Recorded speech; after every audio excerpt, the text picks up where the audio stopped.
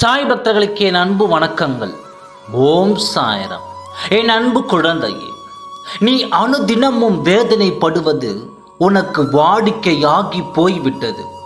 நீயோ உன் துணையோடு வாழ வேண்டும், உன் மனம் விரும்பும் நபருடன் வாழ்க்கை நடத்த வேண்டும் என்று உன் மனம் ஏங்குகிறது.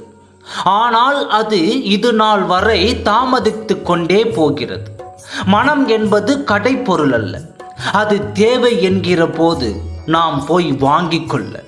அந்த மனம் ஒரு முறை காயப்பட்டால் அந்த காயம் ஆற கட்டாயம் நாட்கள் நகரத்தான் செய்யும்.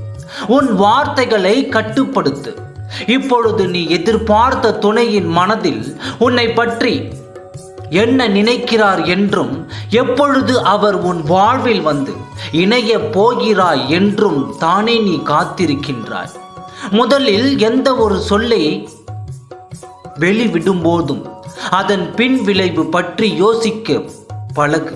அதனால் கஷ்டப்படுவது நீதான். ஏனென்றால் உன் மனம் குழந்தை போன்றது.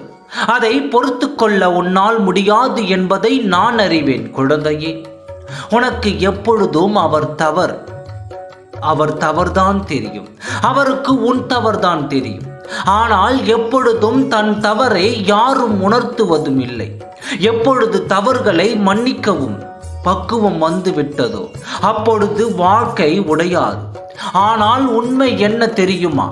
நீ அவர் மீது வைத்த பாசம் போல்தான் அவர் உன் மீதும் வைத்திருக்கிறார். உங்கள் பிரிவிற்கு காரணம் விதி என்று நான் சொல்ல மாட்டேன். சில மனிதர்களை சூழ்ச்சி செய்து உன் குடும்பத்தை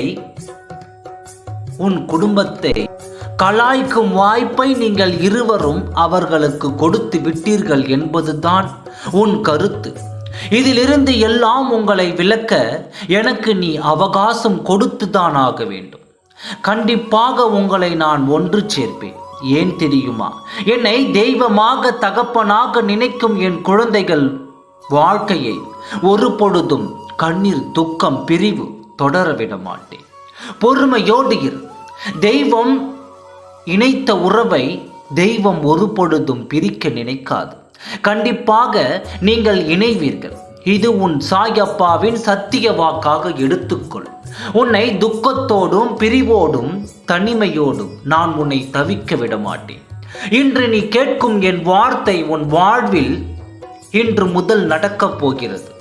சூழ்ச்சியில் இருந்து உன் துணையை மீட்டு உன் கரத்தில் நான் ஒப்படைக்கும் நேரம் வந்துவிட்டது.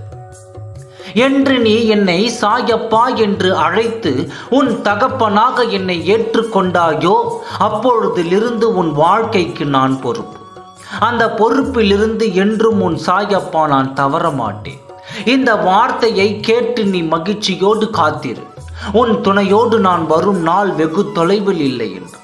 நீ திருமணம் செய்ய நினைக்கும் நபரே உனக்கு மணவாளனாக அமைவார். கவலை கொள்ளாதே. ஓம் சாய்ராம். நன்றி, வணக்கம்.